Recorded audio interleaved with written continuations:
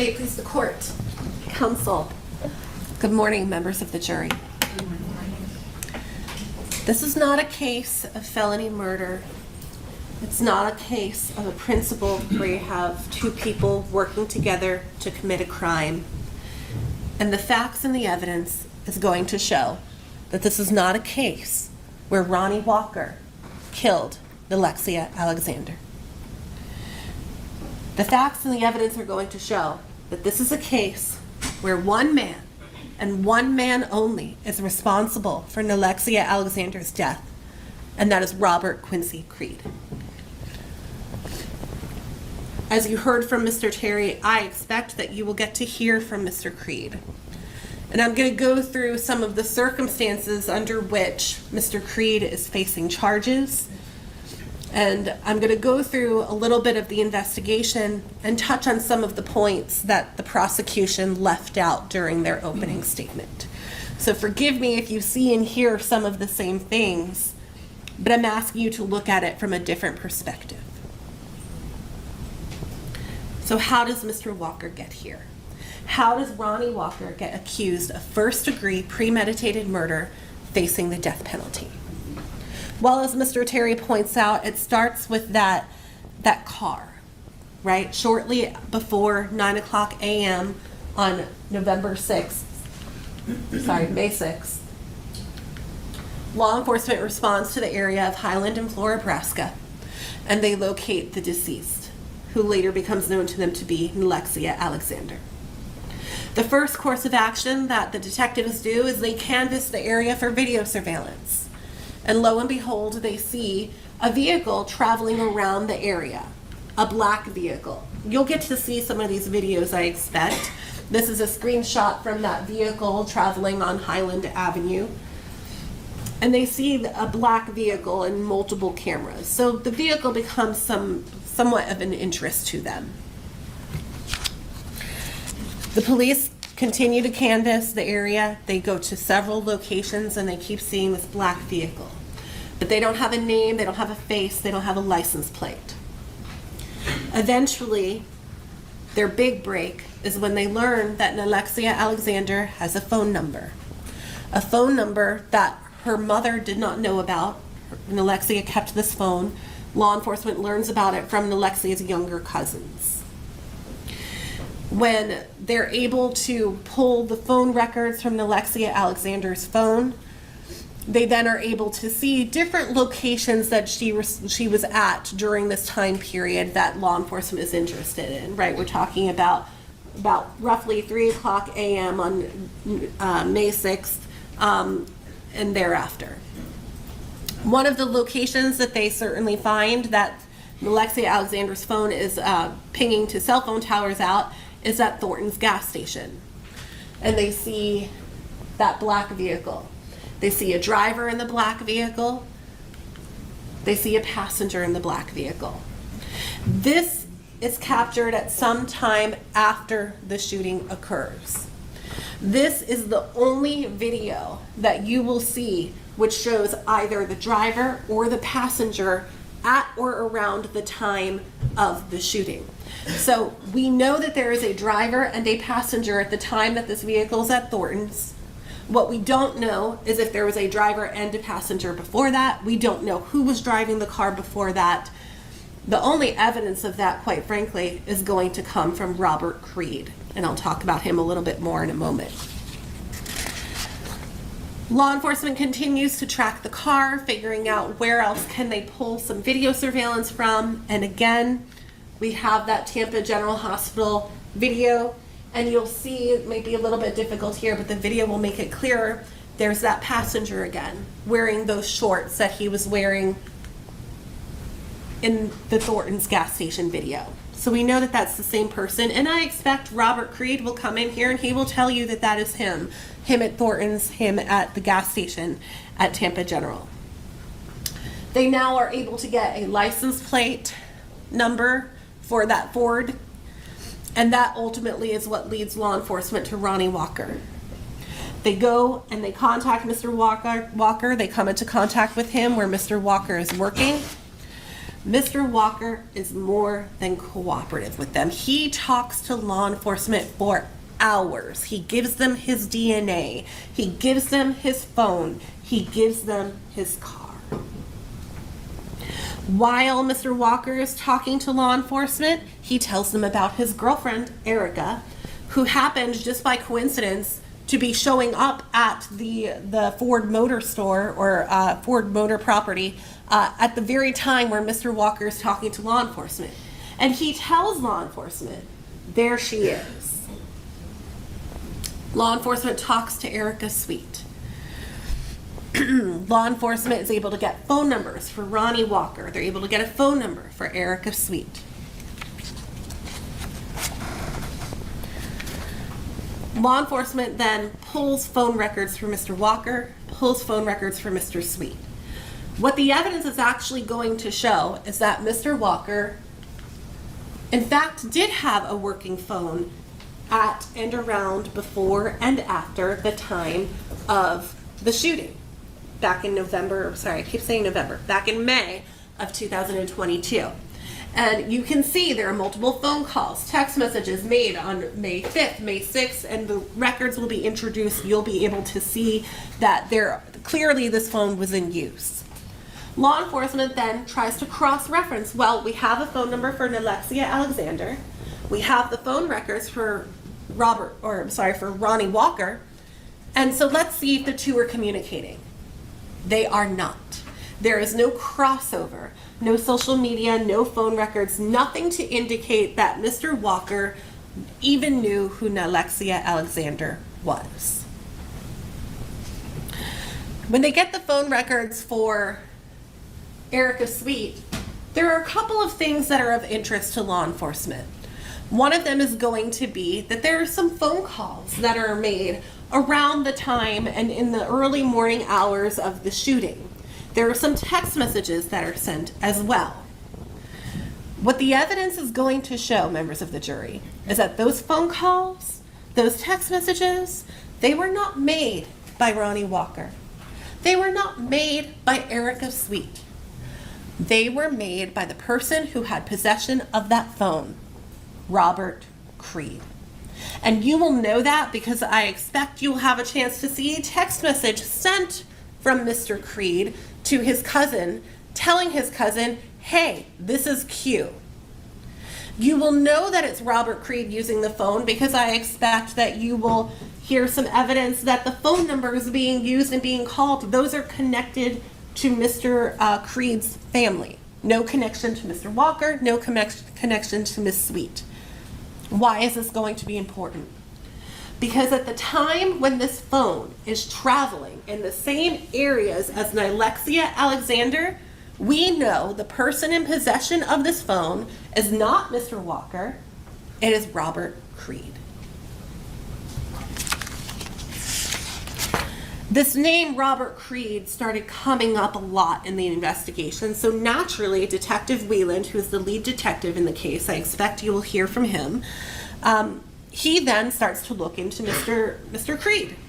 He interviews Mr. Creed, he pulls phone records for Mr. Creed, and when he pulls the phone records for Mr. Creed, it's not to be minimized. It's not that there was some phone calls between Mr. Creed and Nilexia Alexander. You're going to see the phone records, and you're going to see starting as back as far as April 29th, 2022, so we're talking just a couple of days before the shooting, there are multiple phone calls, multiple text messages between Mr. Creed and or Nilexia Alexander. Either he's calling her or she's calling him or back and forth.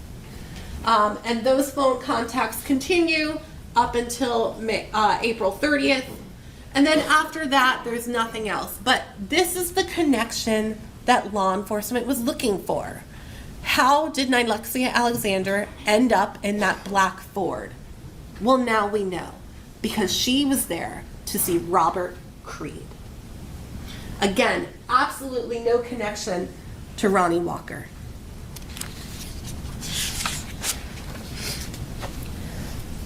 The investigation continues.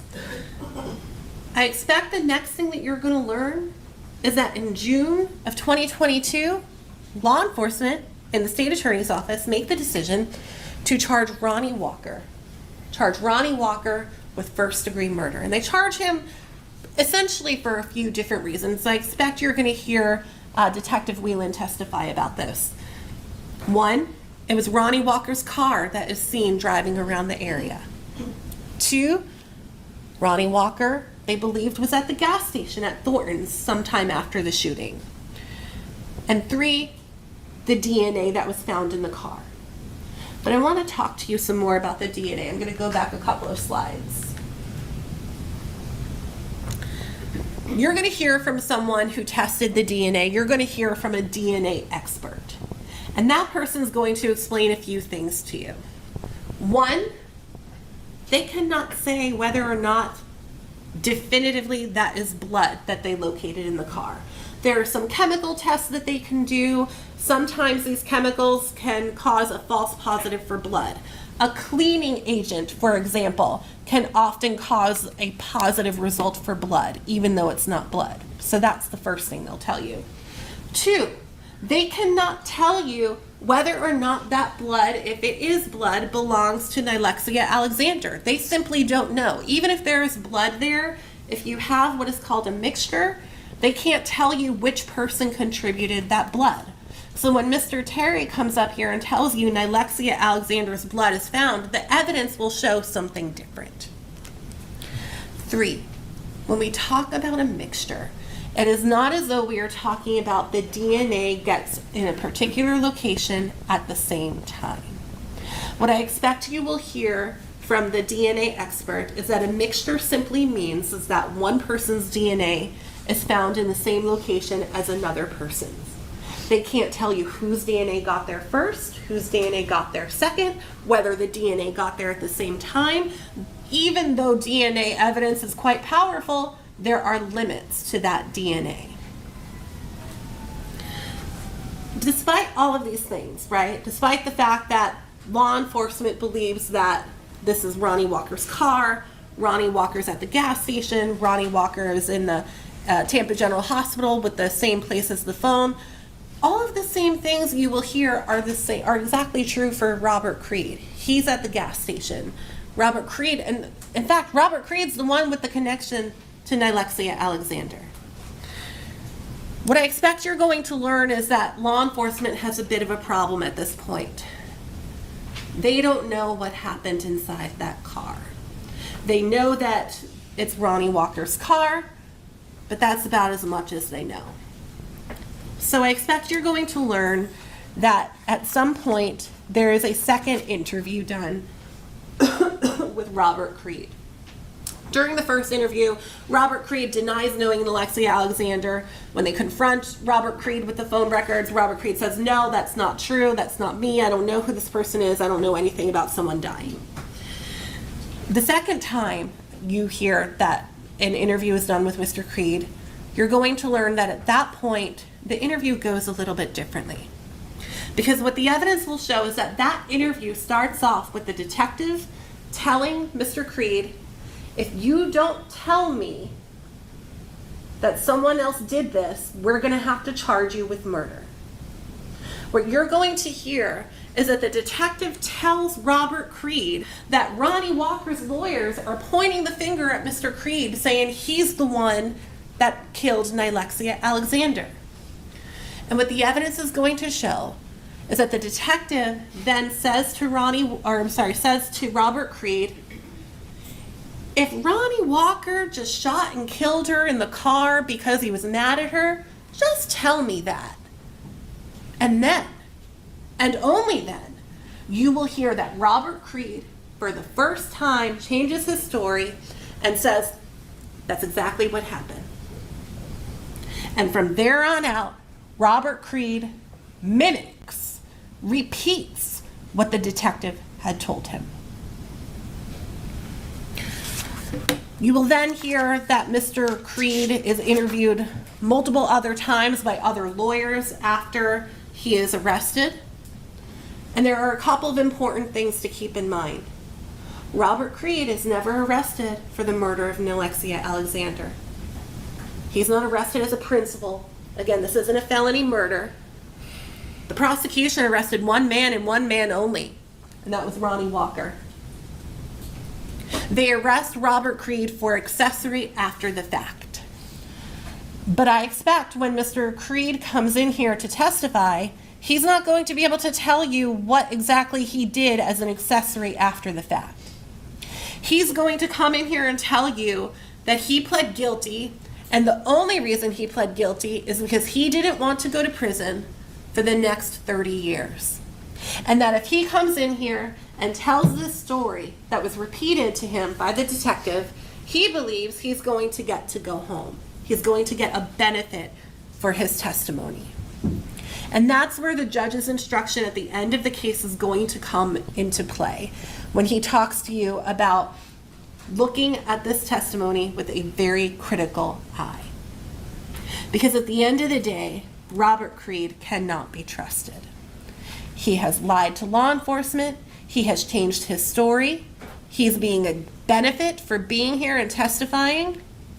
And when you hear the details given to law enforcement by Robert Creed, because eventually Mr. Creed is pressed for details. Okay, well, tell me, where was Nilexia when she was shot? Where was Mr. Walker when he was shot? Those details are not going to add up with the evidence. Robert Creed is going to come in here and tell you that Ronny Walker was sitting in the driver's seat, had a gun in his left hand, turned around, and shot Nilexia Alexander in the car. And that's not going to add up with the evidence. There are going to be no bullet holes, no projectiles, no blood located in the interior of that car. And you're going to get a chance to see and hear about all of that. I expect, as Mr. Terry said, you're also going to hear about Stanley Wilson. And I won't spend too much time on Mr. Wilson other than to say, you're going to learn quite quickly that the timeline given to you by Mr. Wilson is completely off. That when he's saying things are happening, it is verifiably true that it is not happening. And I'll give you an example. Mr. Wilson is going to tell you that he remembers he has a conversation with Mr. Walker where Mr. Walker supposedly confesses. And that conversation happens the day before Stanley Wilson turns himself into jail in Manatee County. He is emphatic about that. This conversation happens the day before I turn myself into Manatee County Jail. What you're going to learn is that Mr. Wilson turns himself into Manatee County Jail sometime in April of 2022, before the shooting even happened. So that is just one example of the fact that the timeline is not going to add up. You're going to hear that at the time that Mr. Wilson gives his statement to law enforcement, it's all over the news that Mr. Walker had been arrested. There are some details about the case that had been printed, and the details that Mr. Wilson gives are the exact details that were printed in an article about the case. You're also going to hear that Mr. Wilson, at the time that he gives his statement, he has lots of motive to try and give a statement, to try and help the prosecution convict a murderer. You're going to hear that Mr. Wilson was in a world of trouble.